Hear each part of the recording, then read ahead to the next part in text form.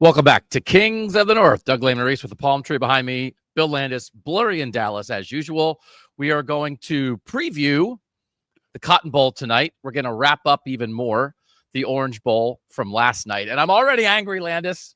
I'm in a lovely setting. I decided to move out of the Tiki Bar for this Friday show. This Friday show is going to be a little looser. We're going to try to take some comments out of the YouTube chat and hang out and that kind of thing. But you had a cappuccino with a Cotton Bowl logo floating on top of the coffee, but we have not seen a clear picture of your face in video for 5 days because the Cotton Bowl doesn't have Wi-Fi. So there's a coffee stand in the media room, but the Wi-Fi upload speed is 0.3. Tell the Cotton Bowl to get the priorities in order. Some might say they have them in order because, with a lovely cappuccino in the morning, a branded cappuccino, I think people will like that. That was the first cappuccino I've ever had, by the way. I needed a little pick-me-up this morning, so I tried one of those. It was pretty good, yeah, and tasted better because it was a corporate-sponsored cappuccino. You flew to Texas for snow, corporate cappuccino, and lousy Wi-Fi. Awesome. All right, let's talk about this game for Ohio State and Texas. I'm going to give you the floor for 30 minutes. What else didn't we talk about? Is that good podcasting? Is that how you do that? Yeah, I don't know. It's like we're here. We're still on site. My flight's not till later. Let's do a show. I don't know what to say. Do you have anything to say? I mean, we covered it pretty good yesterday. I think the one thing we didn't talk about that did come up in the coaches' press conference that was happening the majority of the time after we were done with our show was Steve Sarkisian was asked about his ability to script plays. I think he is probably regarded as the best opening drive scripter in college football. It is his strong suit. He's really good at it. And Texas, because of that, is a really good first quarter team. They're number 9 in the country in first quarter scoring. They had a 2-play touchdown drive on their first possession against Arizona State. The touchdown was on a fake. It was actually similar to the first play that Ohio State got to G. Scott against Oregon. It was a fake screen into a wheel that Quinn Ewers got a touchdown on. So you have the number 9 scoring offense in the first quarter in Texas. You have the number 13 scoring offense in the country in Ohio State. But this is also the number 3 first quarter scoring defense in Texas and the number 5 first quarter scoring defense in Ohio State. Ohio State has not allowed a touchdown in the first quarter since the Indiana game. It hasn't allowed any points in the first quarter since the Indiana game. So the start here, I think, is going to be fascinating.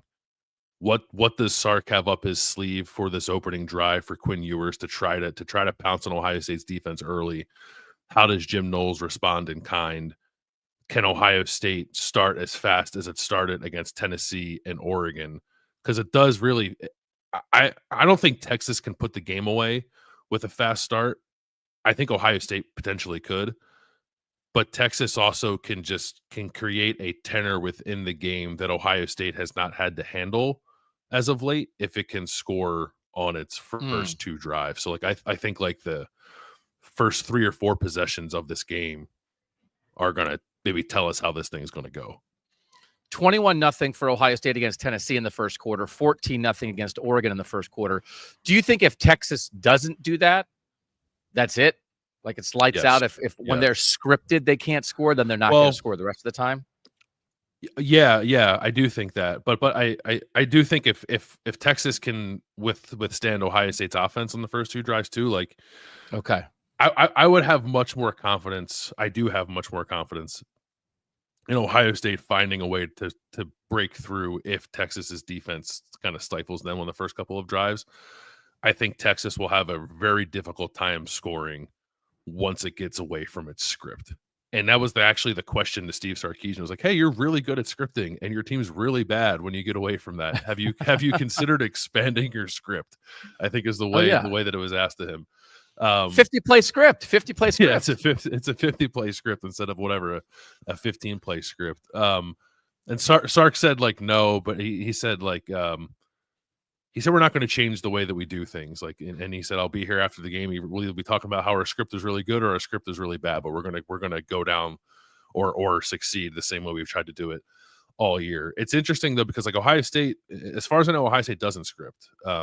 No, they work on openers like everybody. Like clearly the play to G. Scott to open the Rose Bowl was something that they did a lot.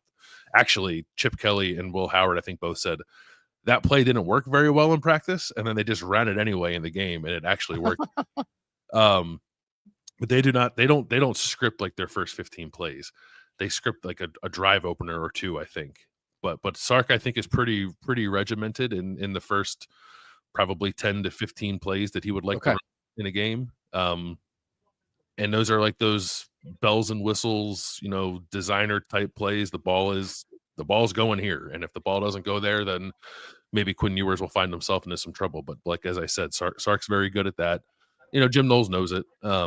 He's faced this offense before, as I said. So but it's that is like the unknown element, I guess, in this game is there something that Steve Sarkisian has been sitting on, something that Ohio State would not have seen on film through Texas's whatever 15 games I think it is to this point, that might catch them off guard on the first drive or two and allow Texas to kind of spring something on Ohio State that its last couple of opponents haven't been able to do.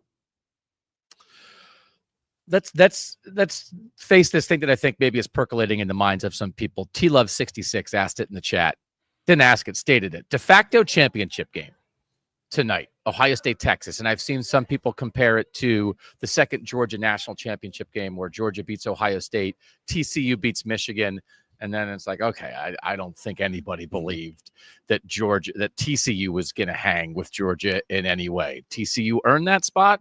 They deserve to be in the national championship. They did not have nearly as much talent as Georgia.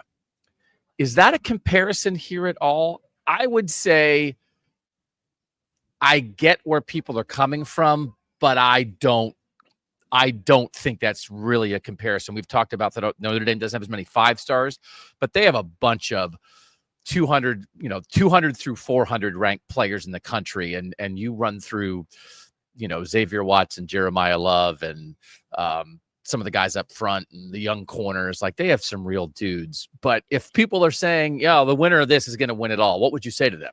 That this is the game tonight?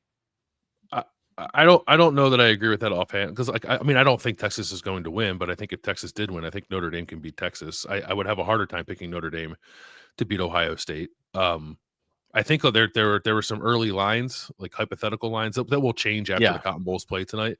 But I think the difference in the spread between Notre Dame is an underdog in both, but I think it's a difference of like 7 points between Ohio State and Texas. It was like 2.5 and 9.5. I think. Yeah, something like that. Yeah. So, like a 2.5 spread, I would not say that about that hypothetical matchup, and I would not compare Notre Dame to TCU.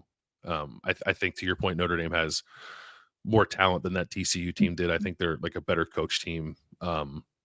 There's like a resolve to Notre Dame too that, admittedly I wasn't following TCU drive the drive throughout that season as closely as we followed Notre Dame, but I just feel like I trust Notre Dame more to be able to hang with almost anybody, even if they can't quite get over the top against them. So I don't know that I agree with that, and I wouldn't call this like how many de facto national championships can you have, because that was the Rose Bowl was supposed to be that too, right? So we're just going to keep kicking that can down the road. I didn't like it with Ohio State and Oregon in the Rose Bowl. I wouldn't couch this game as that. I think I have too much respect for Notre Dame and what they've done this season. And what they could do in the national championship to just dismiss them offhand. Looking at the live lines now, hypothetical lines, Notre Dame 3-point dog to Texas, 8.5 to Ohio State. So I do think last night it was 2.5 and 9.5. So it's squished a little bit. I really do think in the end, I think we may look back at Ohio State, Oregon and view it that way. Like that was it. I don't have a problem with that, because that was the number 1 team in the country in Oregon versus the team coming into the year where that was maybe viewed as the most talented team. And so that they just happened to play when they did, that I think could be closer to the truth. But in the end, it certainly feels like this college football season is going to be defined by Ohio State.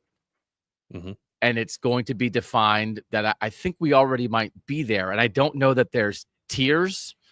I don't know that there's a group at the top. I think it's Ohio State, And when Ohio State plays its best, nobody can beat them, at least on a neutral field. Oregon beat them in their place. And if somebody manages to rise up and knock them off, it's going to be like, wow. Even I think, like, for instance, part of the 2002 Ohio State National Championship is that they rose up and beat Miami. It's not Ohio State in a vacuum there. It's Ohio State over that Miami juggernaut. So this wouldn't be Notre Dame in a vacuum, and it wouldn't be Texas in a vacuum. It would be, wow, Ohio State looked so good in those first two playoff games, and then somebody managed to beat them. Is that where we are, that it took this long?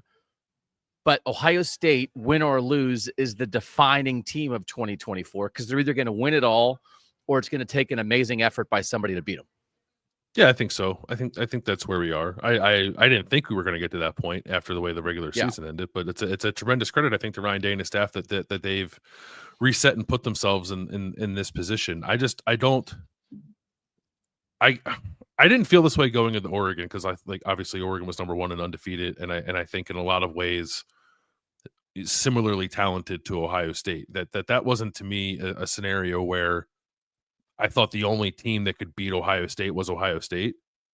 But now that we're past that game, I think that's where we're at. And it's not like I think Texas is good. I think Notre Dame is very good.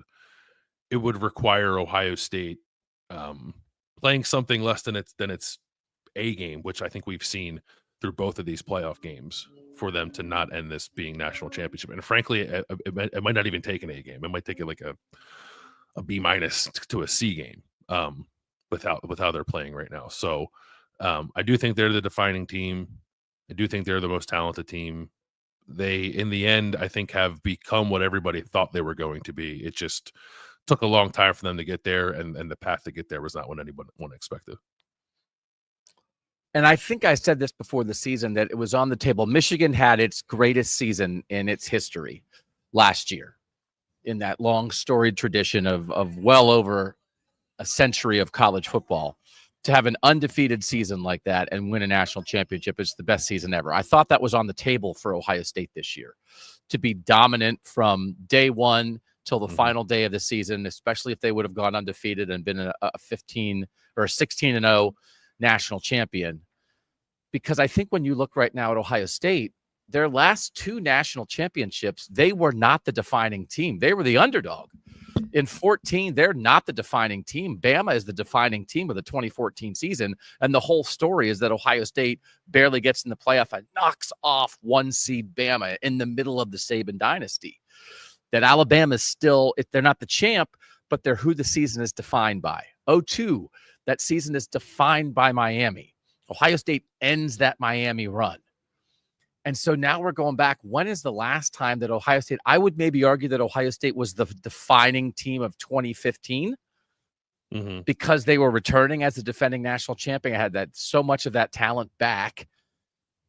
And I thought, people believe they're the preseason number 1 team. If they do their thing, they'll win it again. They lose one game, they don't get in the playoff. And that's part, sort of opens up opportunities for Alabama and Clemson and everybody else. But now that we've reached this point, it's like it's not like this happens all the time for Ohio State. That Ohio State, for as great of a program, a historic program as they are, how often have they been the team that has been they were the defining team of 2006. They were the defining team of 2006. They were preseason number 1. They were undefeated the whole way through. They beat Texas, and Michigan in 1 versus 2 games. And then the end of that year is Urban Meyer rises up at Florida and knocks off Ohio State. So they've been the defining team and fallen short, but when they've won it all, they haven't been the defining team. To be at this point now where they're kind of in control of it.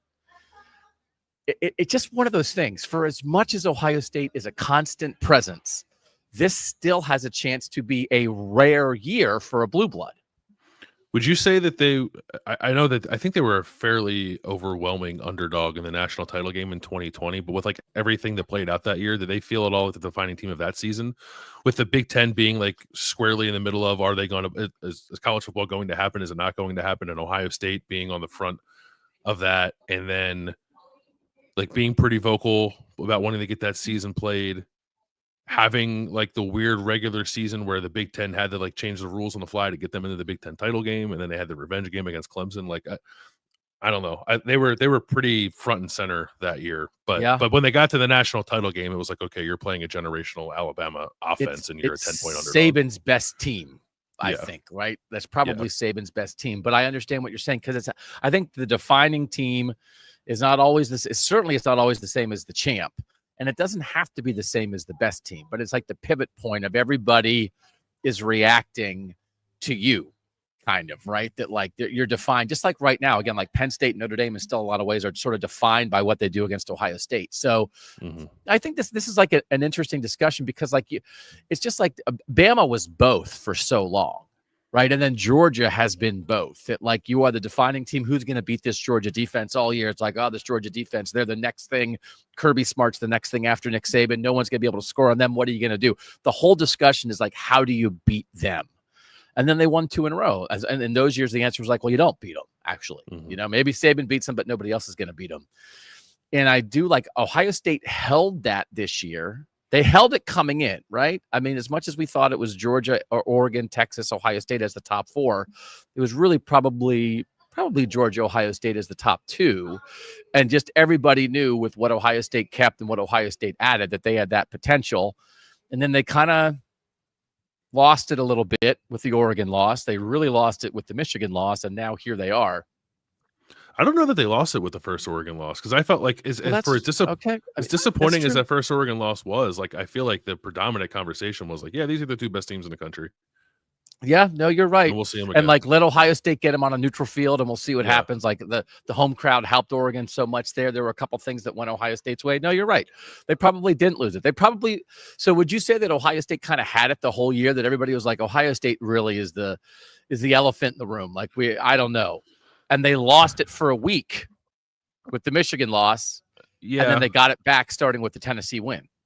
I would say probably a little bit of doubt started to creep in after with the Nebraska game and how clunky that was when like the offensive line was being reworked.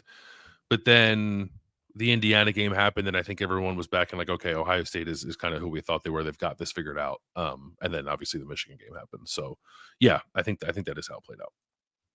So can we talk about, I mean, again, we can preempt this a little bit. And if Ohio State beats Texas, we'll talk about this more for the next 10 days. But this Ohio State 2021 class, again, like you can go back and find my conversations on Buckeye Talk, where once Quinn Ewers signed and reclassified, and I was saying like, it's possible that this Ohio State group, they have a chance to be the greatest college football team of all time. And here we are, and 9 of those guys from the Ohio State 2021 recruiting class are going to play huge roles in this game. 8 of them for Ohio State and 1 as the starting quarterback for Texas. But Bill, we'll just run down the names so people know. From that 2021 recruiting class, the guys still at Ohio State playing huge roles: JT Tuimoloau, Jack Sawyer, Donovan Jackson, Emeka Egbuka, Travion Henderson, Jordan Hancock, Tyleik Williams, and Denzel Burke. So a lot of, like the rest of it, there were 24 guys in this class. That's 8 for Ohio State who are playing gigantic roles for this team. Quinn Ewers is 9. You know, Kyle McCord's in there. He transferred out. Mike Hall and Marvin Harrison Jr. are in the NFL right now, and everybody else basically transferred. But those 8, Landis, right now, that group of guys, those seniors, they are 45-4 against the college football world, and they are 0-4 against Michigan. So they're 45-8 in their career here, which is like pretty bonkers. How do you believe fans do or should think of those guys as they sit here on the precipice of an opportunity to win a national championship? Yeah, it's still to be determined, I think, right? Like I think on an individual level, a lot of those guys are going to be really respected. Like Jack Sawyer has played really well and has been Jack Sawyer has been just about everything you'd want out of a player who's like from Ohio State's backyard. Like his love for the program is apparent, and he's played at a really high level. Emeka Egbuka, I think in this game, he's about 8 catches and 100 or so yards away from being Ohio State's all-time leading receiver. So he'll be the top of the record books potentially before his career is over. All of them on an individual basis, I think have earned a lot of credit. notoriety, respect, but the collective class, and Emeka Ibuka said this on Wednesday night when Ohio State landed and they did their media availability. He said, I've been here 4 years. We don't have anything to show for it. And they still feel that way. Even like they got a Rose Bowl trophy, right? But or I guess they got 2 Rose Bowl trophies. That's not what they're here for. So how will they be ultimately remembered? Will still depend on what happens tonight, and then if they win tonight, what happens next week in Atlanta. I think this run has been fun for Ohio State fans. I think they appreciate it.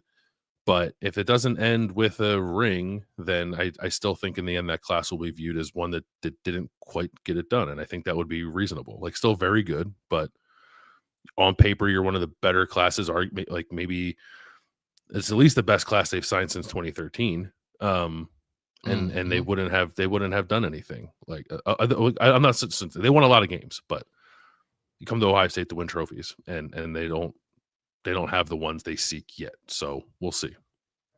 Okay. What are your last thoughts on this game of like,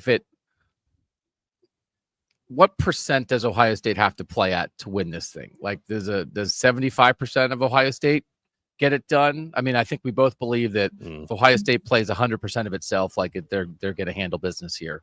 The thing that you're there, I'm not. I have a handle on Ohio State's the better team.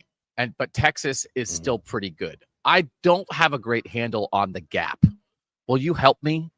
Like, how big of a gap do you believe there is between Ohio State and Texas? I don't think there's a huge gap. I don't think it's a huge one. I think we'll see what Texas can get out of Isaiah Bond. Their presumed number 1 receiver when he's healthy.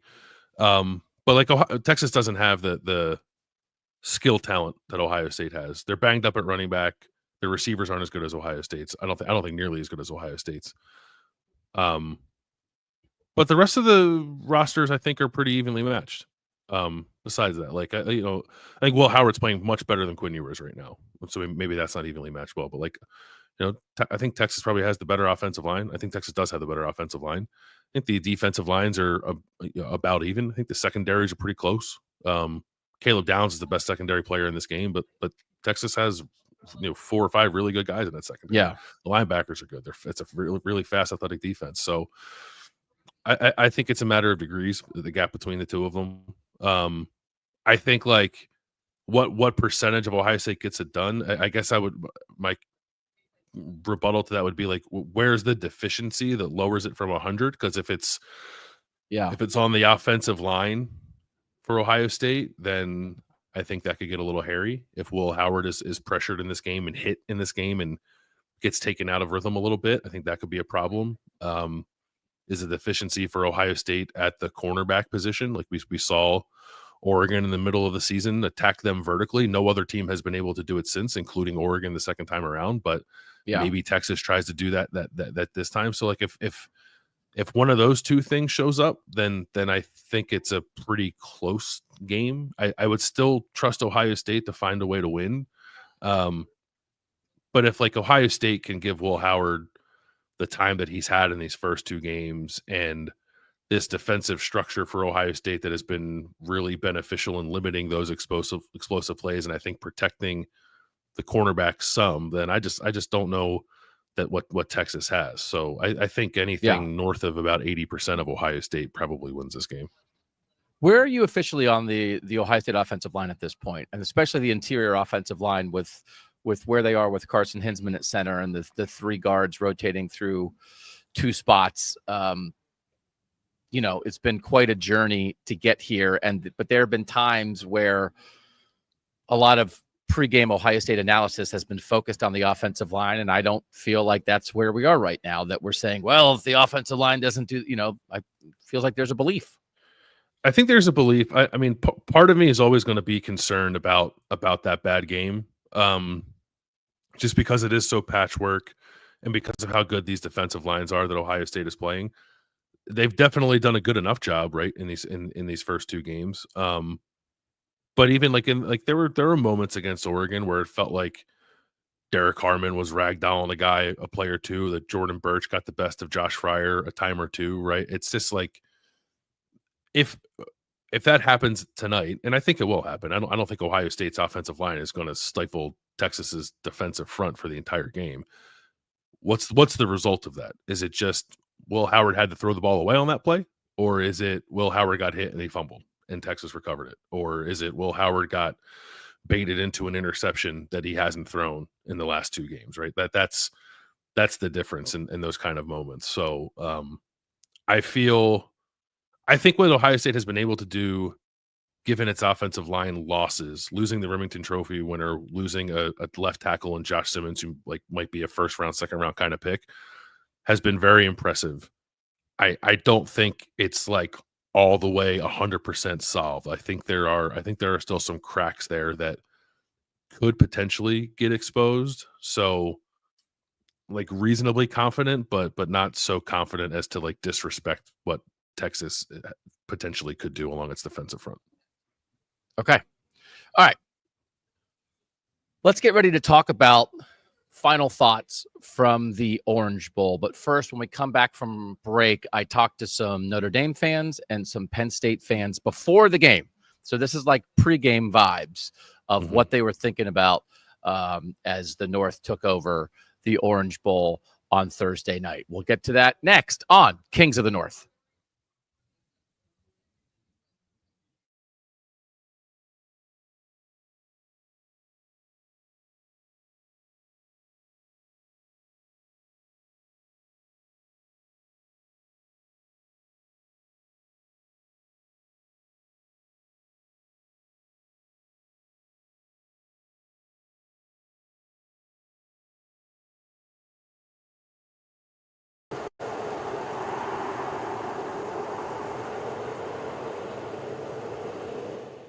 Doug Lesmerises with our KOTN Orange Bowl report. South Florida, a beautiful sea of northern humanity.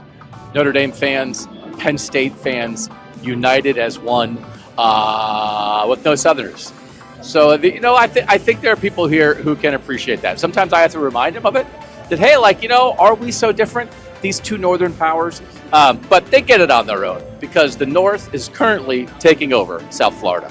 If Penn State doesn't win, are you going to be mad at James Franklin, or is this still a great year? It's always mad at James Franklin. Always mad at James Franklin. Oh, you have to celebrate this great season regardless. I don't know. He talks about greatness, and greatness is championship. So if we can't get to the championship, then what was it for? For a great 4 months of exciting football. All right, you sold me. How are you rooting for both Penn State and Notre Dame in this game? Well, it's going to be a really hard game for us because we love both schools, both programs. My son went to Penn State. Our daughter graduated from Notre Dame. So it's just going to be a real, hard one for us because, again, we cheer for both. Our show is called Kings of the North, and we celebrate Northern football, and we tell the South to cram it. So this is a great Northern football game, right? It is. Yes, it is. Absolutely. Yeah. Absolutely. So the North is going to win. The North is going to win. Woo! Let's go Irish! How has this Notre Dame college football season been? Incredible. From the start, we knew if Riley Leonard could come back to anywhere near what he was at Duke, we were going to be the best team in football by the end of the year. Went exactly to plan. Right now, we're the best team in football. No matter what happens tonight, great season for the Irish, though, right? Yep, and Penn State. Take nothing away from them. They've had a great year, too. Our show is called Kings of the North. We celebrate Northern college football. This is a great Northern game, right? Nice. Yep, I'm from Iowa, so I'm from the North, not far from South Bend. So, yep, this is going to be great. Yeah, and Penn State, Pennsylvania up there. Yep. The North has dominated college football this year, and the South can cram it. Do you agree? Right. Cram it. How has this Penn State season been? It's been kind of up and down. We were pretty low when we lost to Ohio State because that's happened so many times before. But in the playoffs, that game against Oregon and in the Big Ten championship they really went toe to toe with one of the best teams in the country, and I think instilled a lot of confidence in us fans. So. You Penn State fans though, you're in the semis and you start with the lows all the time. Start with the highs. Yeah, we're here. We're one step away from the championship game. I'm super excited about it. Yeah. Great season either way, right? Great season either way. Really excited about it. Are you going to be mad at James Franklin if it doesn't go well tonight? It depends on how the game goes. if they play great and they come up short, that happens in any football game.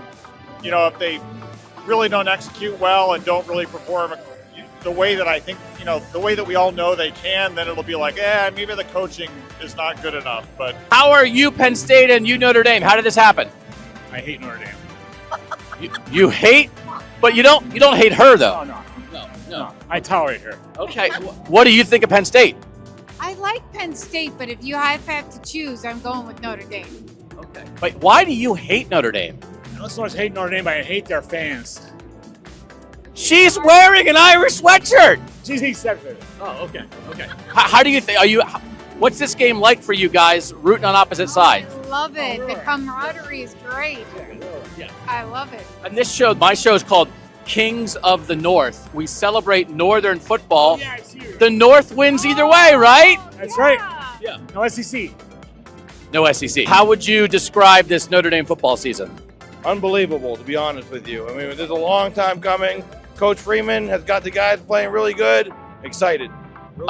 This show it's called Kings of the North. We celebrate Northern football. Awesome. Penn State, Notre Dame. How great is this? It's unbelievable. I'm from Pennsylvania. My daughter is a graduate of Penn State. However, we bleed blue and gold.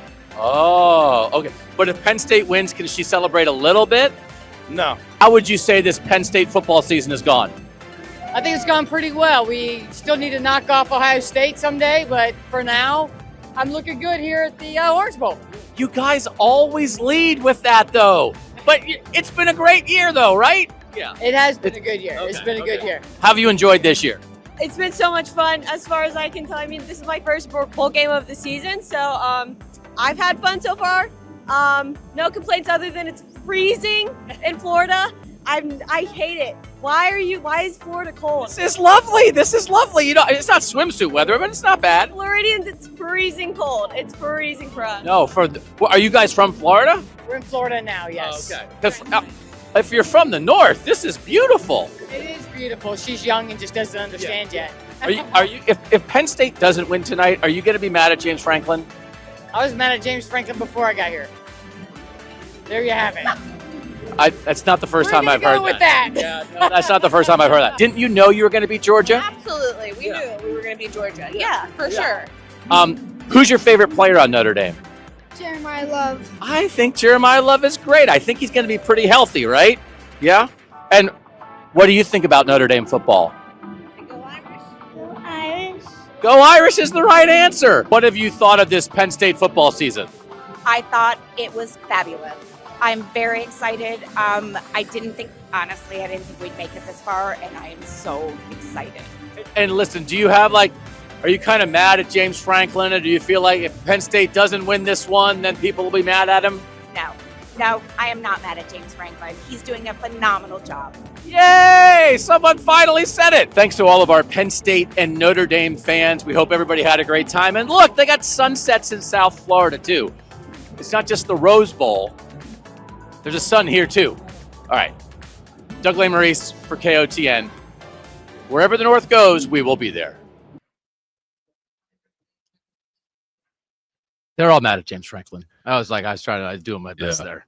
But he didn't kind of do his thing. But isn't it? It's funny when you go I felt like this happened when I went to the Cincinnati Pitt game in week 2.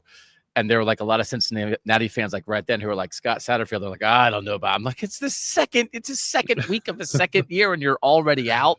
There is a vibe, and we talked about it on the show last night after the game. But I do feel like there is a vibe in the Penn State fan base that certainly last night I don't think did anything to help it. Right? It is kind of as much as I would say enjoy your team. It is what it is.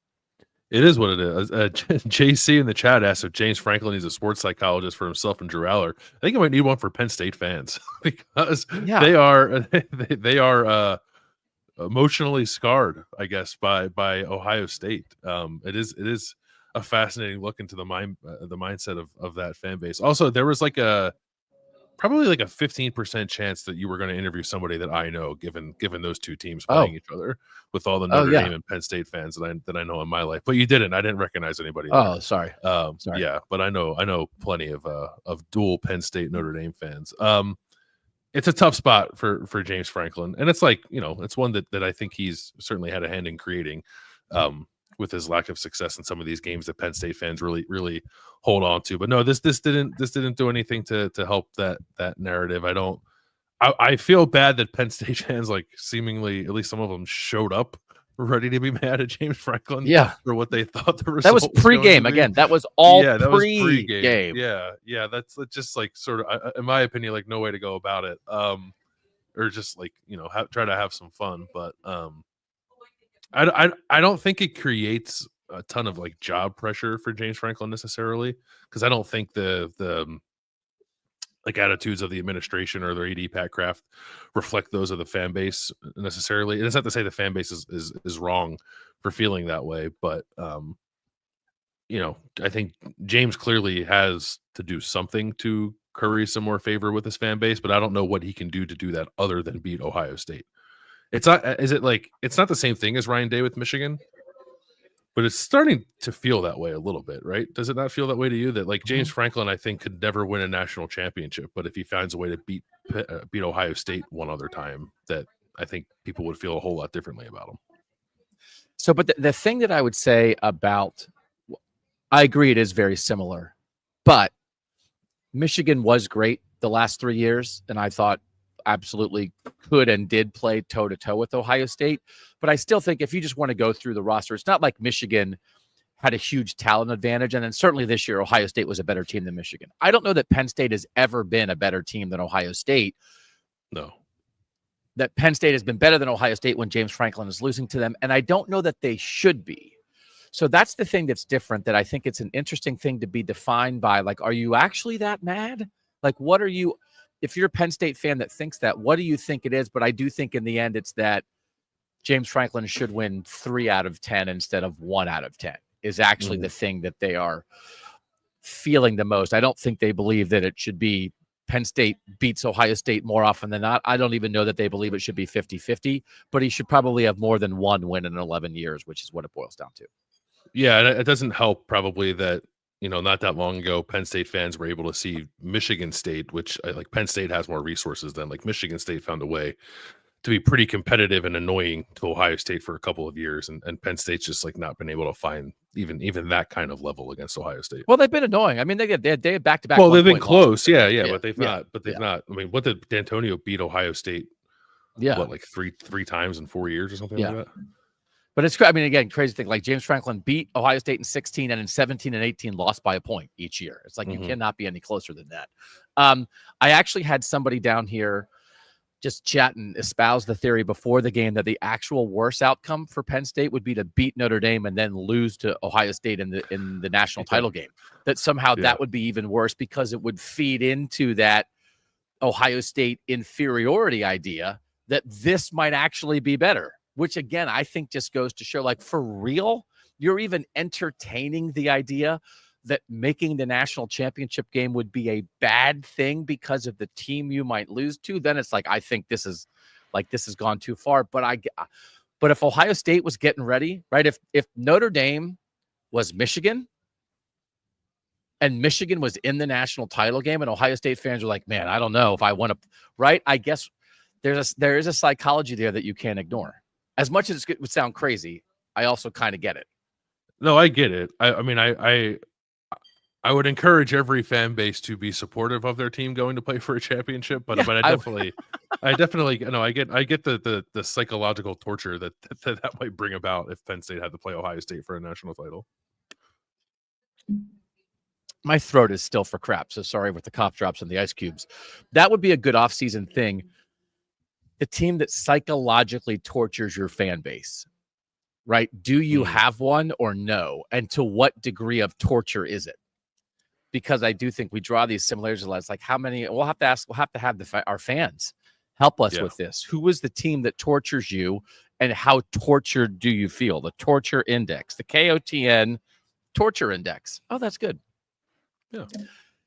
James Franklin made Marcus Freeman mad. We talked about it on the show the other day, and now we have confirmation through some really great reporting by Pete Sampson at The Athletic. He talked to a couple Notre Dame players after the game about this pregame news conference, which is usually kind of a throwaway thing, but James Franklin, I think, was trying to be chummy and trying to be friendly with Marcus Freeman. James Franklin's 52. Marcus Freeman is 38. He made a joke about Marcus Freeman's age, and he made a joke about Marcus Freeman's hairline. And Marcus Freeman was mad. This is from Xavier Watts. Again, we would highly recommend Pete Sampson's Notre Dame coverage at The Athletic. Quote, he was angry. He was angry with the press conference thing, whatever was going on between that. He was mad about that. All the anger went toward us, and that anger went onto the field. And then this is Jeremiah Love. I'm not going to speak on their head coach, but we felt like their team didn't really respect us. We wanted to come into this game and make a statement, be the aggressors, dominate them physically. That's the message. Be physical and play violent the whole game. This is one of those, I thought it was a thing in 2020 when Dabo Swinney voted Ohio State 11th in his coaches poll ballot because he thought Ohio State didn't play enough games in the COVID season. I wrote a big thing about, like, you just handed this to Ohio State.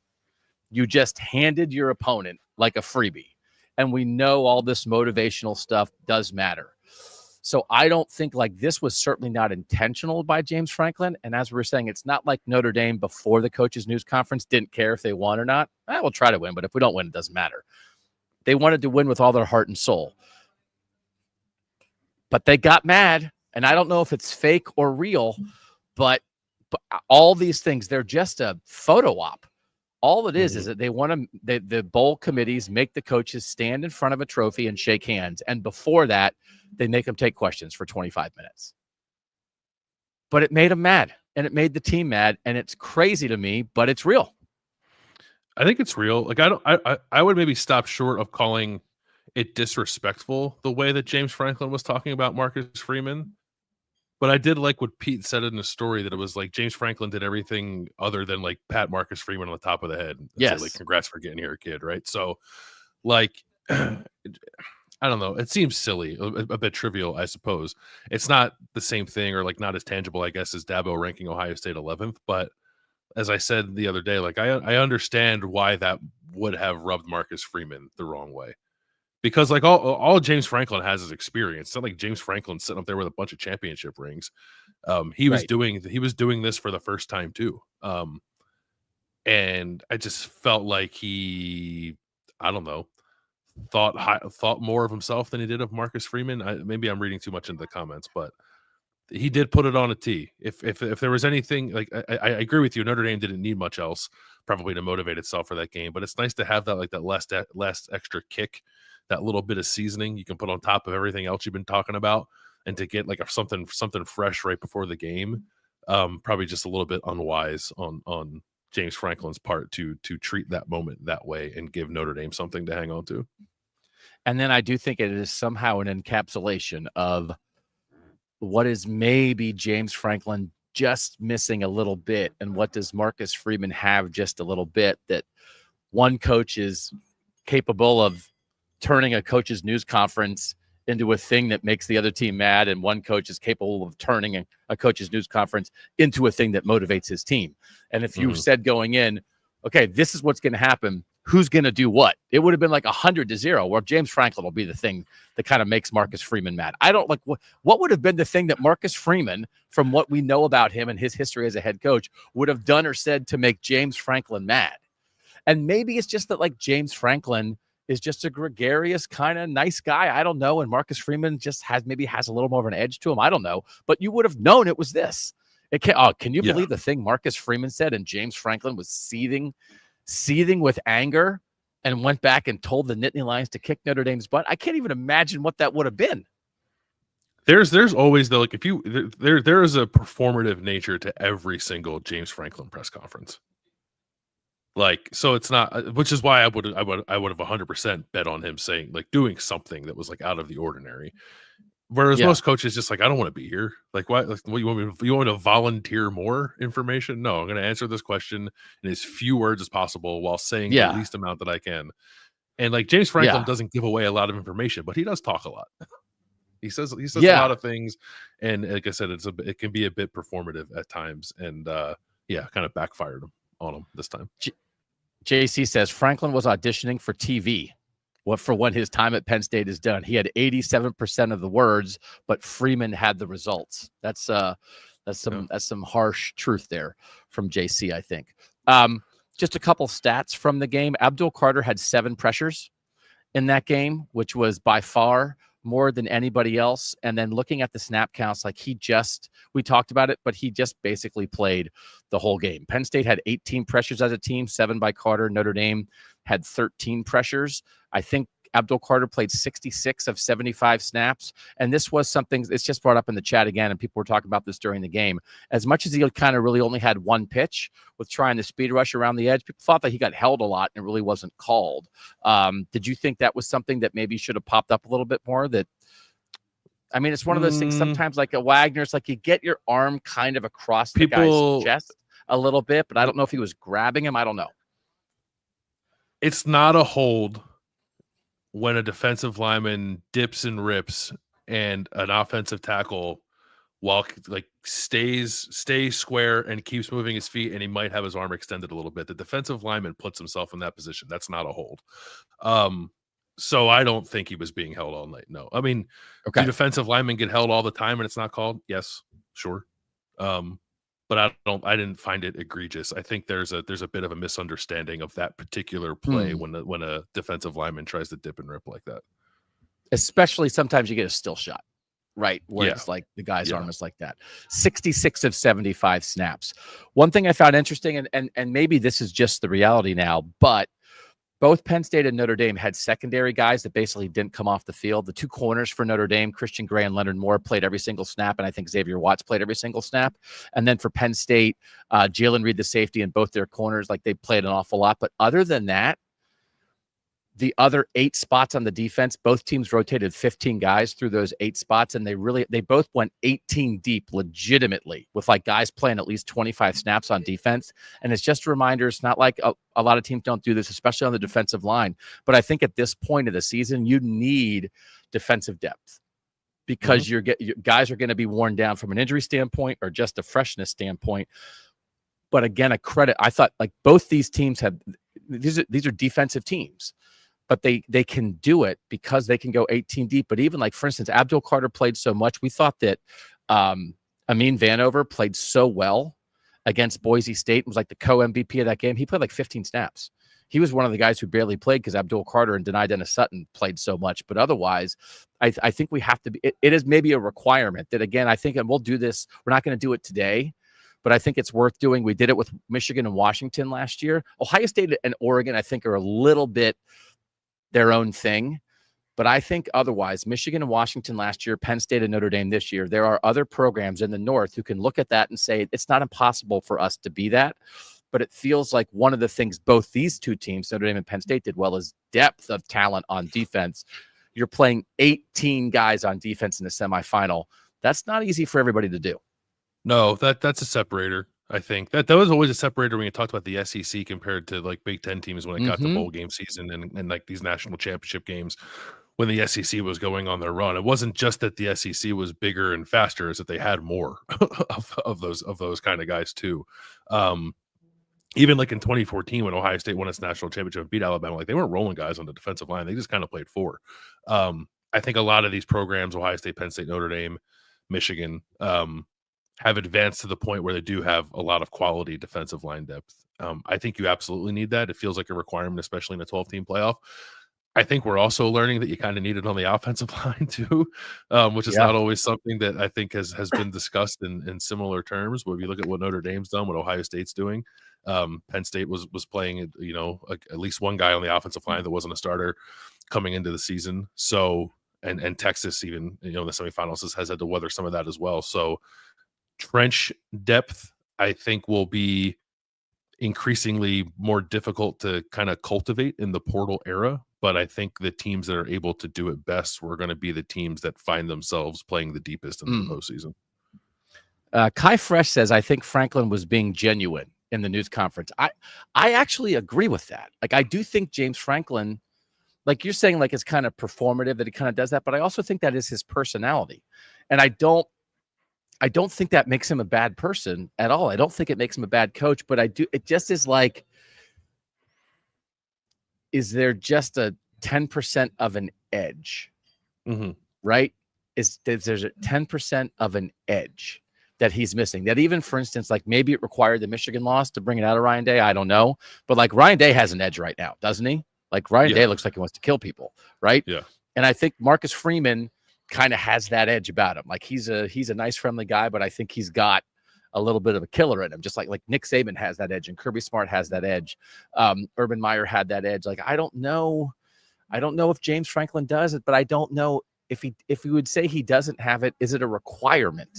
But I don't know. I feel like we could dissect this news conference for like the next 5 years as part of that. Do you think a head coach needs to have an edge? I wouldn't say that Dabo had it, would you? No, that's probably right.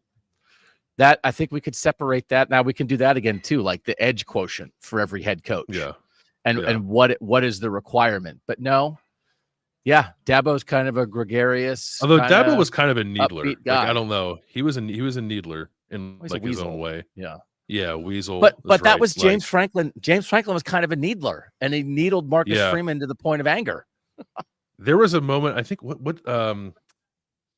it must have been the 2016 Fiesta Bowl where, like, at the head coach's press conference, like Dabo shook Urban Meyer's hand and said, like, that, like, the previous night they had, like, the coaches were together, and like Dabo said, like, I had a great time with your wife last night or something like that, and like Urban he meant it in the way it was like, it was nice to hang out with you, but like the way that he said it was like, what do you mean by that? And I think like it caught Urban off guard, and it's like, why are you talking to this person that way? But like I think right, it can be disarming. It can be really disarming if you like treat someone that way, or it can light a fire under them. Apparently, the way that it did with Marcus Freeman.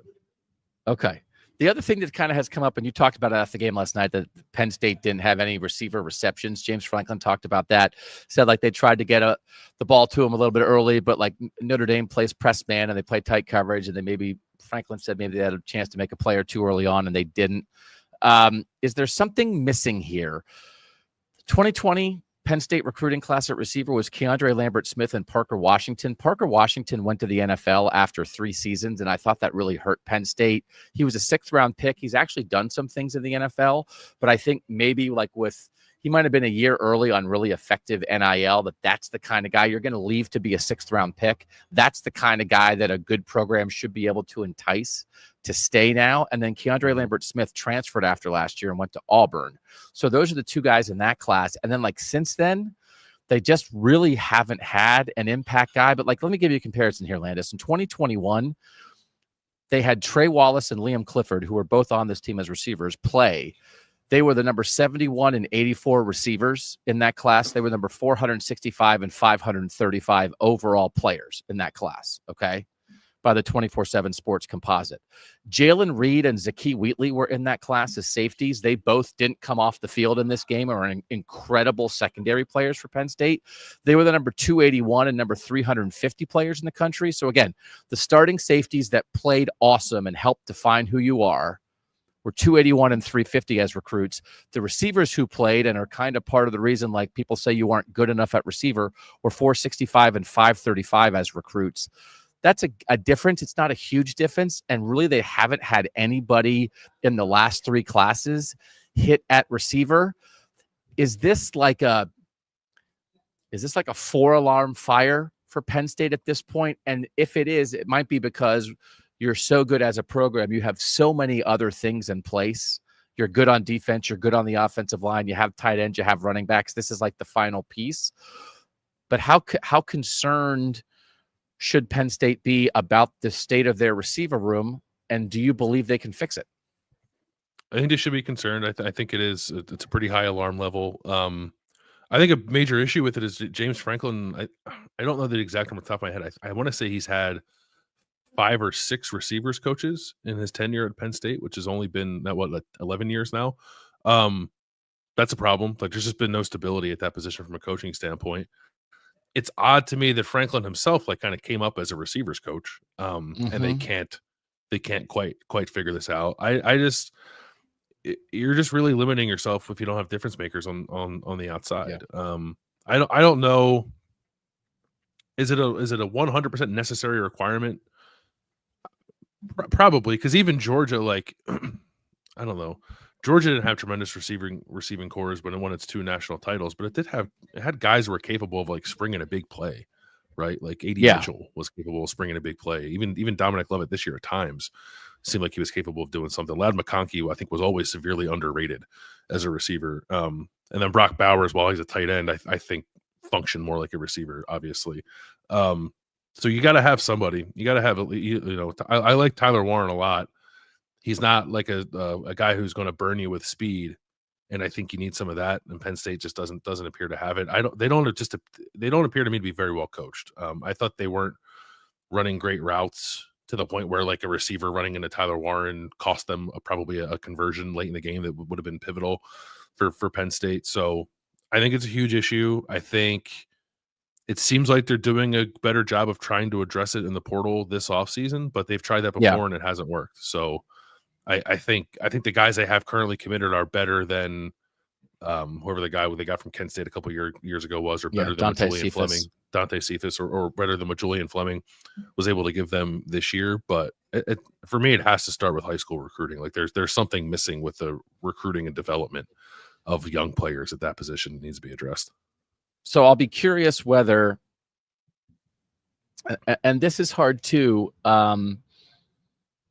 like this Andy Kotelnicki offense, and you have a quarterback like Drew Aller. Again, they're not slinging it all over the yard, but it's like, oh, well, at least like that offensive coordinator seems pretty good. They'll get me the ball, that kind of thing. But also like, how long is Kotelnicki going to stick around? It is hard, I think. For instance, as much like Brian Hartline deserves a ton of credit for Ohio State's receiver recruiting, obviously. But I remember asking Marvin Harrison Jr. about this.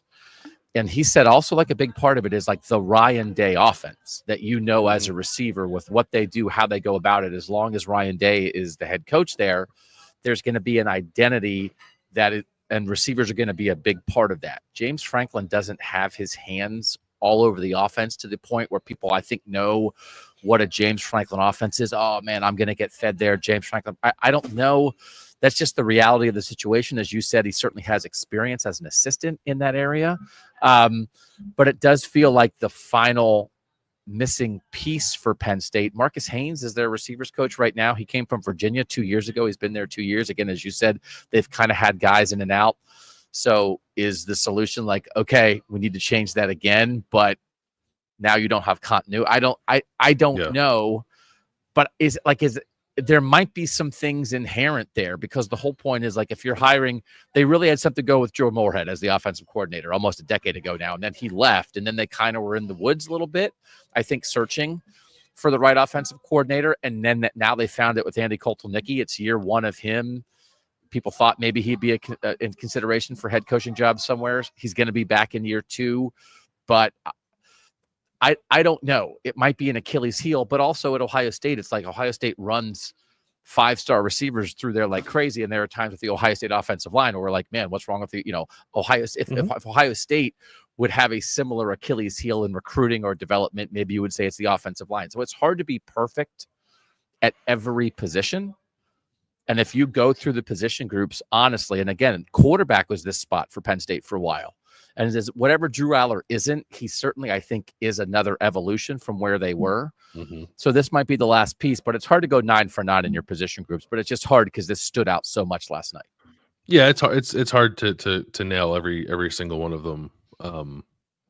And maybe it's just a matter of bad timing that they had a couple of subpar classes and no one was able to emerge from that, because it's not like Penn State has had good receivers in the past, like in the not too distant past, right? So Jahan Dotson, man, and some of that, and some of those guys were brought into the program. KJ Hamler was very good. Chris Godwin, I liked Parker Washington quite a bit too. I did too. So there's been a demonstrated ability to get those guys and have them make an impact. They just haven't. It's been what probably 3 years now of that just like being a pretty glaring hole in Penn State's roster. And like this had been a thing for Notre Dame, but like Jaden Greathouse maybe had his best game last night, 7 catches for 100 yards. He's a Texas receiver. He's like a top 150 national recruit. That was kind of a big deal. Notre Dame was in the same spot, and then they kind of made a hire and said, we got to go do this. And they did do it in high school recruiting. Jaden Greathouse has not been an All-American, but like, who was the best receiver on the field last night? Jaden Greathouse, who was a top 150 recruit from Texas. But guess what? Parker Washington was not a top 150 guy, but I think might have been like a top 300 guy. from Texas. I can remember, I think it was the same recruiting class as Garrett Wilson at Ohio State. And it's like Parker Washington's kind of like, whatever the B version of Garrett Wilson, but that's pretty darn good. And then he left a year early. Like, it's just like, oh man, they didn't maybe maximize everything he could have been. Cause like he had one, I think, really good year and then he was gone. So you can see what Penn State needs. And they maybe are not quite all the way there yet. They have a guy in this recruiting class in 2025, Matthew Outen from Virginia. Number 10 receiver in the class, number 173 overall player. They flipped them for Virginia Tech. So, like, they're trying. And again, Marcus Haynes, their receivers coach, was at Virginia. So it's like, oh, he got a kid from down there. Okay, that's a good thing. But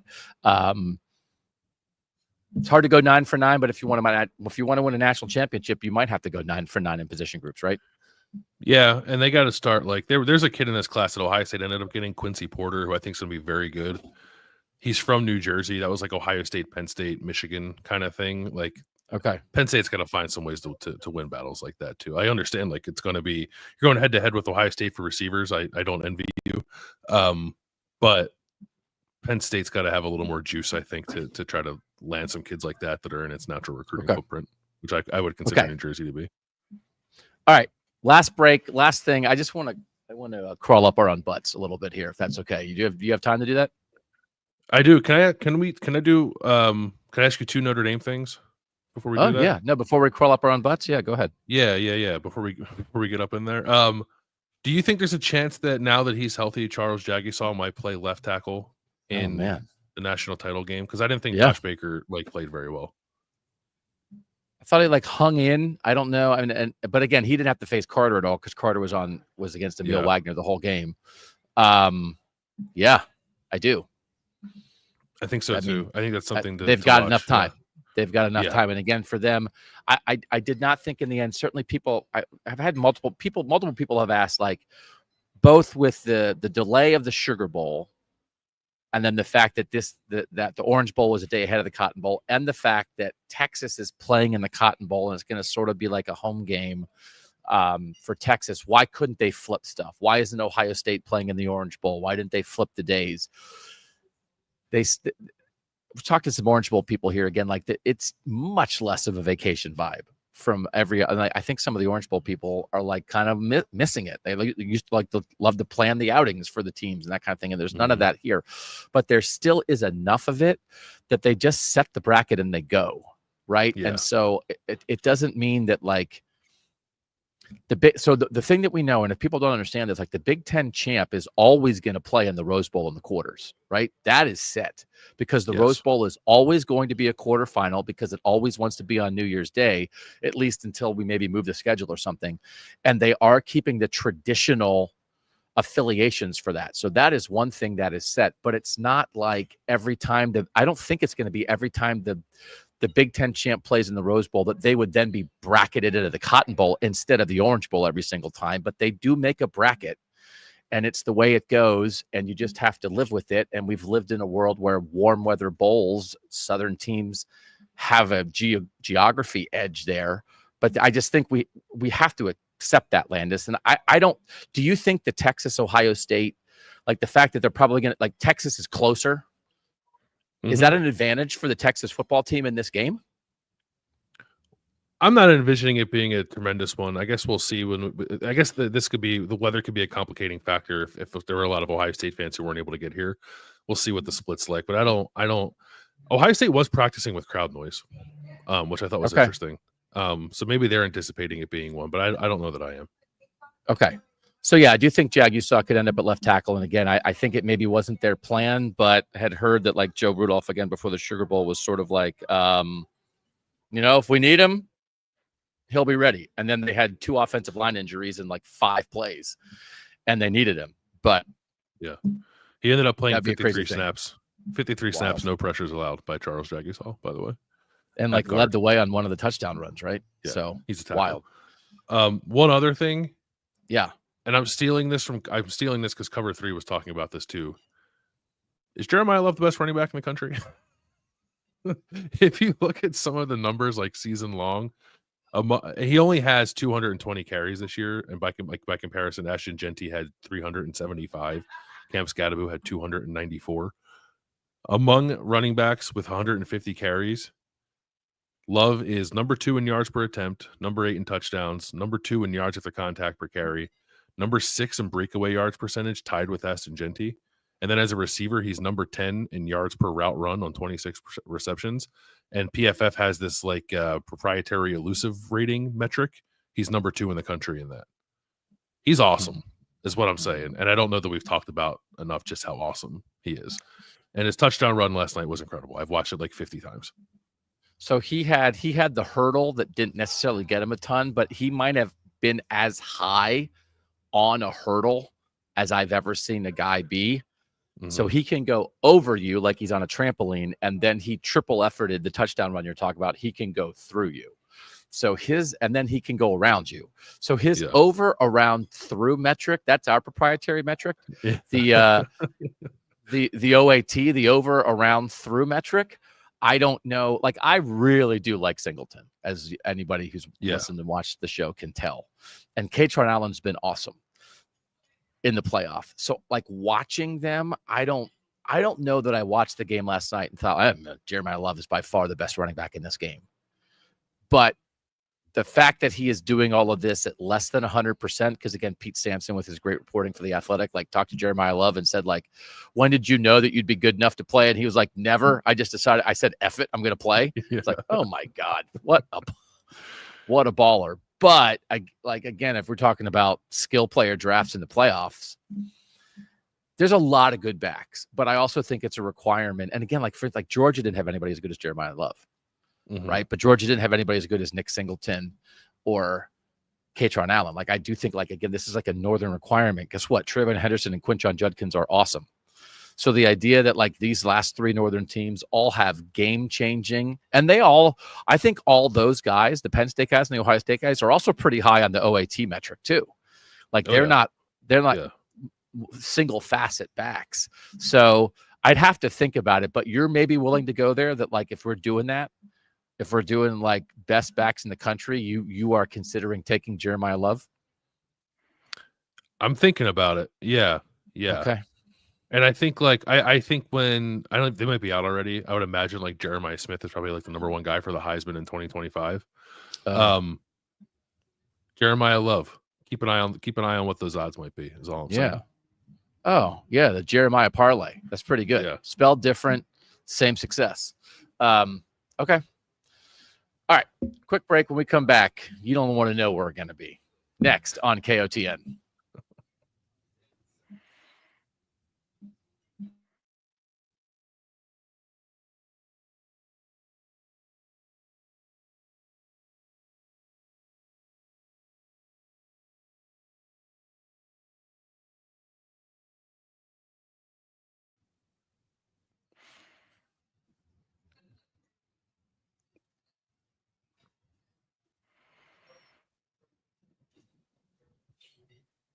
Doug Lesmerises, Bill Landis.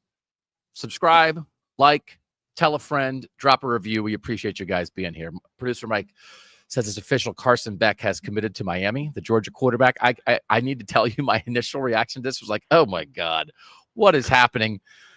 A quarterback of a team that was supposed to contend for a national championship, then wasn't quite good enough, and is now going to transfer to some ACC team. Like, when has that ever happened? It's like, oh, it happened with Ohio State last year with Kyle McCord. So it was like, I was like, there was part of me that was like, Georgia, like this whole thing. And then I was like, how similar is this to Kyle McCord in your mind? It is other similar. Than the exact same thing. It's the exact, because people are comparing it to Cam Ward. This is not Cam Ward, because Cam Ward had been at a small school, went to Washington State. Yes, he wound up at Miami. He was on the but ascent. This is like blue blood high school quarterback, recruited, commits as the future starter of a blue blood, where you're expected to lead your team to a national championship. You get the opportunity. It doesn't quite work out, and you wind up in the ACC. I don't think it could be more similar to Kyle McCord from Ohio State to Syracuse. But wouldn't have Georgia welcomed back Carson Beck with open arms to be its starting quarterback next year? I don't know, and I don't care. But I've certainly just seen some tweets and stuff where it's like people are trying to dissect the way that Kirby Smart talked about Gunnar Stockton. And maybe did he not ever say those things about Carson Beck? And it's like the Lamborghini, like, what are the defining things about Carson Beck and Gunnar Stockton. Carson Beck had a Lamborghini, and Gunnar Stockton is the most aw shucks, everybody loves him teammate in the history of the world. And that's just like how Georgia kind of describes it. So I don't know, but let me ask you this. If you were Georgia, would you want him back? Or would you just be ready to move on? Because I sometimes it's not that you're bad, but it's just that like a refresh is better for everybody. I think maybe that's where Georgia would have been with this. Not that this is Carson Beck's fault, but to run it back is like, how different is it going to be? Yeah, no, I think that's fair. I don't. It's not an automatic yes that I would take him back if I were Georgia. So I get it. I think maybe a refresh makes sense. And if that's the case, then yes, it is very similar to Kyle McCord. Whereas like there's a, I don't know, maybe a world where Kyle McCord, if he stayed, could have been Ohio State's starting quarterback this year. But like I asked Ryan Day about that after the Michigan game before the Cotton Bowl, before Kyle McCord had decided to transfer. And Ryan Day, I thought, was like fairly non-committal to the idea of Kyle McCord being his quarterback moving forward. Yeah. Which I thought was a fair reaction based off how Kyle McCord played that year. But yeah, pretty similar situations, although I'm sure Carson Beck got paid more money to go to Miami than Kyle McCord did to go to Syracuse. Yeah, but I also don't know that Carson Beck's going to be better at Miami than Kyle McCord was at Syracuse. So like I thought, I think so. Yeah. Like this equation, again, not that this is news to anybody, the Kyle McCord Ohio State equation kind of worked out for everybody. And it's not that Kyle McCord was a perfect quarterback at Syracuse, but he certainly was an elevating quarterback, and he lifted that program to a new level. And everybody at Syracuse had an awesome season, and he was the driver of that. And then Will Howard is not a perfect quarterback at Ohio State. He is not your traditional Ohio State quarterback, but he kind of really fit into what they need, and he's on the precipice of leading them to a national championship. So neither is perfect, but both I think are probably better than if nothing would have happened. So because the minute it's our fault partly that if Kyle McCord would have been back at Ohio State, then that whole season is even more defined by what didn't happen. But then when you bring in a new quarterback, it just refreshes things a little bit. Carson Beck comes back, it would have been defined by what didn't happen. And now it just allows you to move on a little bit. I do think there's a mental, emotional side to that, driven in part by media narratives that we are part of, that I get it. I get it, but also I'm not going to sit around all offseason and entertain the ideas of like, watch out for Super Team Miami. Carson Beck is there to lead them to the national championship, because I think it's more about a Georgia refresh. They'll be in better shape, but nobody was talking about Kyle McCord leading Syracuse to the national championship, but it was still a great fit and a great opportunity. So like, miss me with that. Just like you could have missed me with all the Cam Ward stuff this year. Great. Congratulations on getting to New York. If I had the number one pick in the draft, I would wish that like the quarterback class was a little bit better than this, but I like you can miss me with all the savior stuff. Like, it's great, it's fine, but I never thought Miami was in the top echelon of the sport. And I don't think Carson Beck's going to get him there either. Do you know who, assuming his arm is still attached to his body, because by the way, Carson Beck can't throw a football, I think, until like April. Do you know who his first game will be against as Miami starting quarterback? Oh, Notre Dame, right? Yeah. Where you are. Yeah. Down at Hard Rock Oh, Stadium. for real? Yeah, I'll just stay. Oh, this is our KOTN Southern Outpost now. No, I did know that because like the two bangers to open the season are Ohio State, Texas, and Notre Dame, Miami. Yeah. So like, here we are. So the one thing I want to talk about is, and it's like we're talking about it to the people who are already here. So the people here already know this, but people are now writing stories and having discussions, Landis, about the things that we've been talking about since March. And it is satisfying, but it's also a little bit like sometimes I want to raise my hand and be like, it's like Ross Dellinger wrote a story for SI.com about this. And like they quote Paul Feinbaum, and it's like, there's a show about this. Like, if anybody wants to interview us, like, we're here, we've been telling you. And so it's like, we're talking to our friends here. We're talking to our Northern community, but you can find headlines that are like the North, and it's not just Big Ten SEC, which is often how it's couched. Even like someone said to me in the press box last night, oh, it's not going to be an all Big Ten national championship game. It's like, I don't care. It's going to be probably an all North national championship game. We're not about conferences. We're about geography. But Landis, the world has caught up to us. And I don't know if that makes me happy or mad that it's like, hey, I'm glad everybody finally came around, but also in the process, like, hey, we've been telling you this for a year and a half. I think college football generally coming around to the idea is a little bit reflective in some of our show numbers that we've been seeing the last couple of weeks. So that's nice to see. So I very much appreciate that, but I also find it annoying now that other people are kind of glomming onto the idea. But shout out to Pete Thamel though, right? He included you in his story. Yeah, I don't think he said Kings of the North. Oh, he did. I saw he included me in the tweet. He wrote a story that had it. I thought he did. I thought it was a story. Okay. Yeah, was it just a tweet? Maybe it was just a tweet. No, people need to. Yeah, we're here for stories. If people want to write, yeah, I'm lying. People want to write stories about us. Come write stories about us. Yeah, but like everything, because like now we're on. I mean, I'm sure you do radio shows and you do other shows, and it's just like people are having first week conversations that we're on the 93rd time that we've talked about this with why this is happening with the portal and NIL and opportunity and the retirement of Nick Saban. And it's just, it's a little odd to me. It's not odd to me. I don't even know what it is. It's like, it's just, I'm just a horrible person because we're right. We're vindicated and I'm still mad. We have to get you on Feinbaum in Atlanta. He'll be there set up, right? We need to make that happen. Who do we need to talk to? Yeah. No, I think I would be happy. And I wouldn't even wear the bald cap. I would be respectful on the show. I might have it in my pocket. Actually, no, I would probably wear it. So he would just have to let me wear it. But the idea, and the thing that like, and I was just on another radio show today, and the thing, like the underlying thing, and sometimes I say it and sometimes I don't, is I certainly believe that the South was always paying players more than the North was. It doesn't mean the North was never doing that, but the South was doing it more or better. When I was on Andy Staples' show, I said the South cheated more. He said the South cheated better. Okay.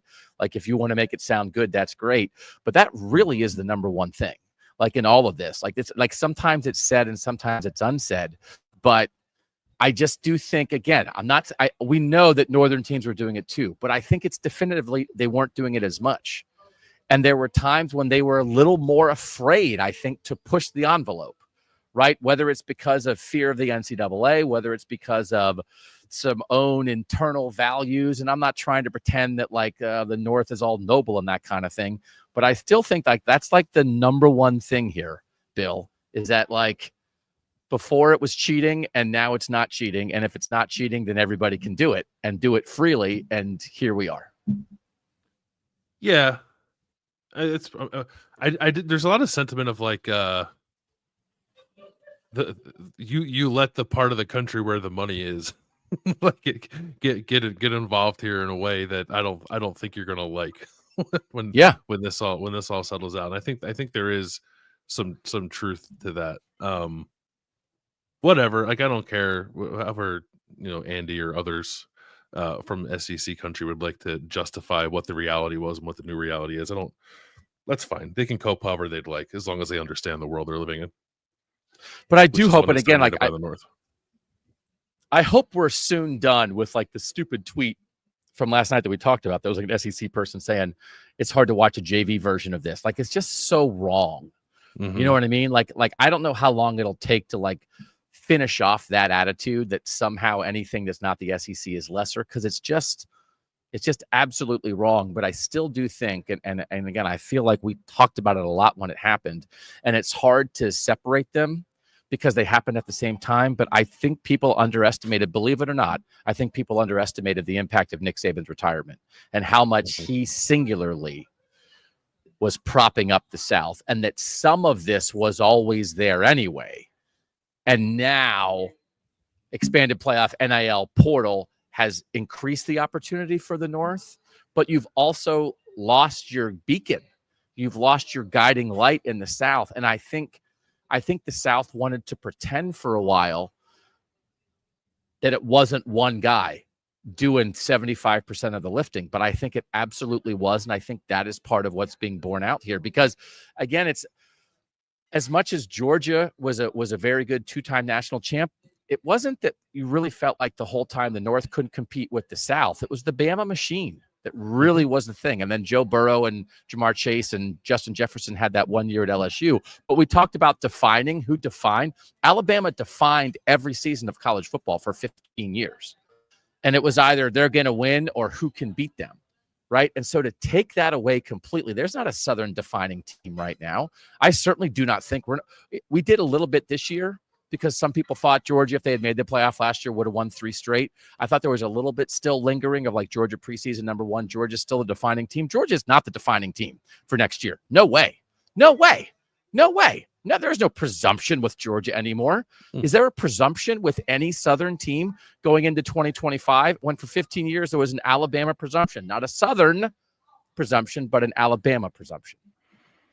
No, that doesn't exist going in. We'll I don't know if Texas wins the national title, maybe.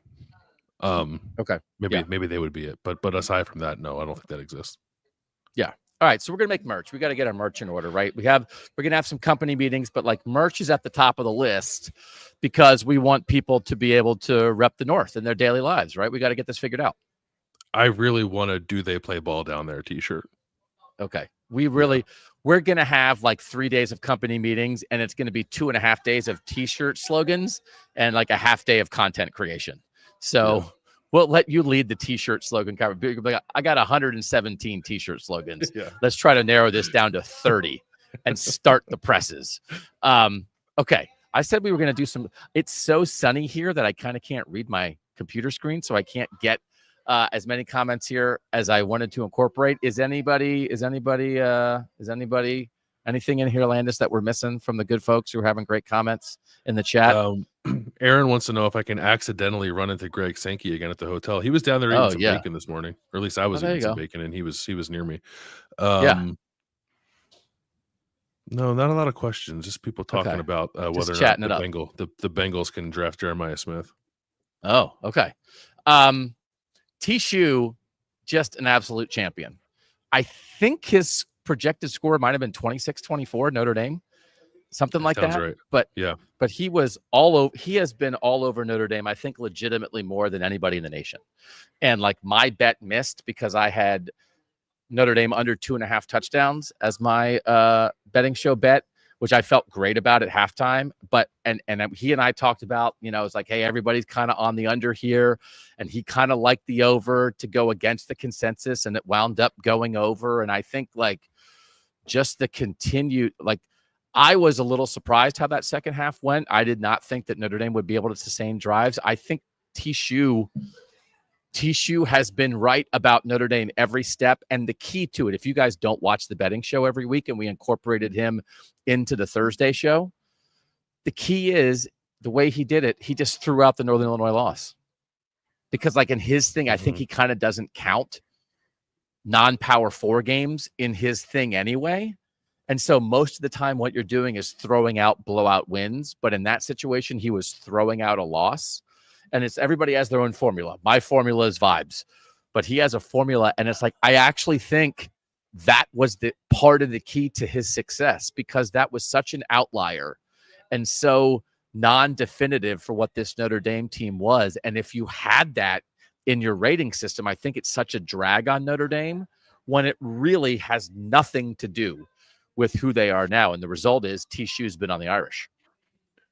I don't know that I wouldn't say that has nothing to do with who they are now. I think like from a football standpoint, like it shouldn't be involved in your thinking, right? But like I think it has a whole lot to do with their mentality. but in like an algorithm, and the mathematical algorithm it would be a negative. It's like hard to somehow count that as a positive. It's like, what's my math on? Oh, they lost to a MAC team. They lost to a mediocre MAC team. Let me plug that in. Oh, that raises their rating by 6 points. Like it's impossible to make a robot do that. But if you throw out the intersection of math and vibes, I know. But his vibes. So his math and a little bit of pixie dust vibes in there. Like he's been all. And I hope if you enjoyed the betting show, if you watched the betting show, I hope you've been riding with Tishu on this because I was wrong with this one with Notre Dame. You were also correct. Your score was very, very close on your Notre Dame win. And to remind the people in your bracket that we did before the playoffs started, you picked Notre Dame to win the national championship. Why did you pick in that moment? You had Notre Dame, Oregon, but as you thought about that, because you and I before the bracket, and I've changed because as we've said, there's one thing to do a bracket before it starts, and then you still, I think, have to independently analyze every game. And my analysis has led to, I had Oregon, Notre Dame, but I picked Penn State to beat Notre Dame. I picked Ohio State to beat Oregon. if you can remember, why did you pick Notre Dame to beat Oregon when you made that original bracket? What did you think that about Notre Dame that you believe they could be a national champion? I thought Notre Dame's defense in that hypothetical matchup with Oregon would have done something similar to what we saw Ohio State's defense do in the Rose Bowl, just like kind of handle that a little bit in a way that Oregon I don't think would have experienced, maybe other than playing Ohio State, and the way that Penn State ran the ball in Oregon in the Big Ten championship. I was just envisioning Notre Dame doing something quite similar in that game if it happened. And are there parts of that we'll have 10 days to analyze this, 9 days to analyze this? Notre Dame's the same. The opponent won't be Oregon. Are there still parts of Notre Dame that make you think like, oh, baby, I'll tell you what, this could be a national championship team? Yeah, I think definitely if it were against Texas, because I think a lot of my same thought process would apply to Texas as it did to Oregon. I was thinking about that. Less so with Ohio State, but Notre Dame's not going to get run over, I don't think, by anybody. Okay. I think this team has a little too much to it to allow that to happen. Okay. All right. You fired up for this game tonight? Ready to get over to AT&T Stadium? Yeah, I'm going to hop on the bus here in like 90 minutes and head over there. I am fired up. I'm hoping I'm going to try to bump into Matthew McConaughey and then see if we can get him on the show. If you bump into Matthew McConaughey, you might knock him down. Oh, that's true. Do that. Do you get you're a king. Go tell Matthew McConaughey what's up. We don't like him. Yeah. He's not us. Go look for, are there going to be any Northern actors there? I don't know. Oh, maybe that guy from Whiplash will be there. J.K. Simmons might be there. J.K. Simmons. Yeah. J.K. Simmons, Matthew McConaughey sideline fight. Let's do that. I'll be on Celebrity Watch down there. I'll let you know who's there. Good. Oh, that's good. Yeah. All right. So tonight, post game show after the Cotton Bowl, Celebrity Watch, Sankey Watch, Corporate Coffee Watch, football analysis fourth. So we'll be doing all that on the post-game show.